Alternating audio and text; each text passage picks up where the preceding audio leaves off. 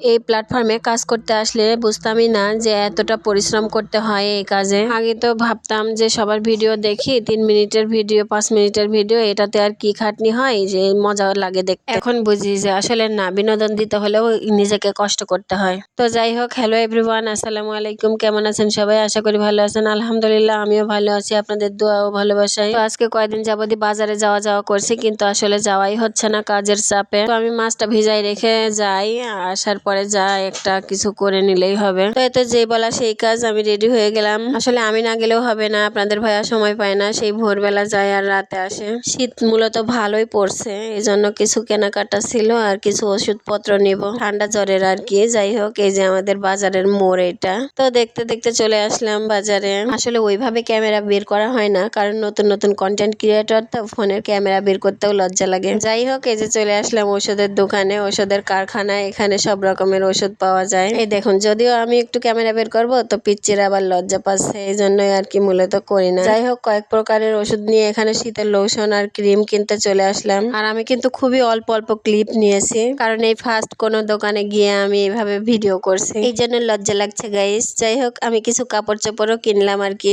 দেখুন, ক্যামেরা বার করা দেখে দোকানদার ভাই চাইয়া আছে। যাই হোক, ওখান থেকে আমি চলে আসলাম। এখন আমি আমার জামাইয়ের জন্য বড়লোকি ময়দা দিয়ে রুটি বানাবো। তো বড়লোকি ভাবসাব কারবারই আলাদা, গরম পানি দিয়ে ছানা লাগবে ময়দাটা। তো আমি এখানে অর্ধেকটা ময়দা ঢেলে নিলাম। এখন লবণ মিক্স করব। লবণ মিক্স করার পরে গরম পানি দিয়ে ময়দাটা খুব ভালোভাবে মথে নিব। আর ময়দাতে খুব অল্প অল্প পরিমাণে পানি মিশাতে হবে, আবার অল্প করে দিতে হবে, এরকমটা করতে হবে। তা না হলে সোহাগী ময়দা গাইস, সোহাগী ময়দা গলে জল হয়ে যাবে। তো যাই হোক, অল্প অল্প করে 3-4 বার আমি পানি মিক্স করছি। তারপরে যদি একটু ময়দাটা সুন্দর হয়েছে, যদিও রুটিগুলো মাশাআল্লাহ খুব সুন্দর হয়েছিল, তবে আমার কাছে মনে হলো অন্য দিনের থেকে একটু টাইম বেশি লাগলো এই রুটিটা বানাতে। যাই হোক, জামাইয়ের শখ বলে কথা, আনছে যখন শখ করে তখন বানিয়ে দিই খা। আর আমি সব সময়ের জন্যই ময়দা ছানার পরে আমি এই যে ময়দার ডোটা এভাবে গোল গোল করে প্রতিটা পিস রুটির ডো আর কি করে নিই। আর বিশেষ করে আরো গ্যাসের চুলাতে উপরে আমি রান্না করব, তো সেইখানে আমার চুলার পাশে কোনো জায়গায় নাই রুটি বেলার জন্য। এই জন্য আমি একেবারে প্লেটের মধ্যে একবারে বানিয়ে নিয়ে তারপরে চুলার পাড়ে যাই। আর এই ভিডিওগুলো করতে করতে আমি দেখতে পাচ্ছি যে আমার ফোনে চার্জ নেই, এই জন্যই মূলত আমি আজকে তরকারি রান্নাটা আপনাদের দেখাতে পারবো না। তবে বলে দিচ্ছি, যে মাছটা ভিজিয়ে রেখে বাজারে গেছিলাম, সেই মাছটা একটু পেঁয়াজ দিয়ে ভুনা করে নিয়েছি, আর আলু ভাজি আর এই রুটিটা। আর ভাত তো দুপুর বেলাতেই রান্না করছি, আর আমি এই খাবারটা রাতের দিকে রান্না করছি। তো যার যেটা খুশি, ভাত রুটি যে যেটা খুশি খেয়ে নিতে পারে, সমস্যা নাই। আর ফাঁকিবাজি কাজ কাকে বলে,